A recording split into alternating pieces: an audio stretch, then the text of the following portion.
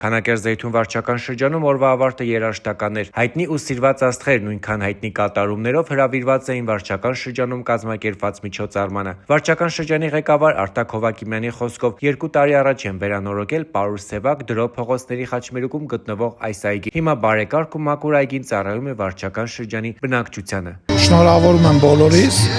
եւ կուզեմ ասել, որ իրար հետ դեպի խաղաղություն են գնալու։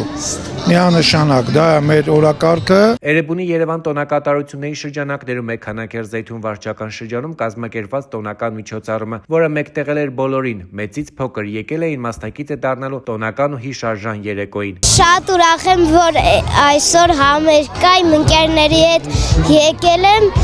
շատ եմ սիրում իմ վարչական շրջանը։ Ու հետո արդեն հնչում են սիրված աստղերի հայտնի կատարումները։ Ջերմ ու անկաշկանդ մթնոլորտում է մեկնարկում տոնական համերգն ու հենց այդ կերպ էլ ընթանում։ Ուրախ բարեր անմիջական միջավայր ու լուսային գեղեցիկ էֆեկտներով համեմված օրվա ուրախ բարերն առանց մեկնաբանության։ Նունե, անի ինձ սիրել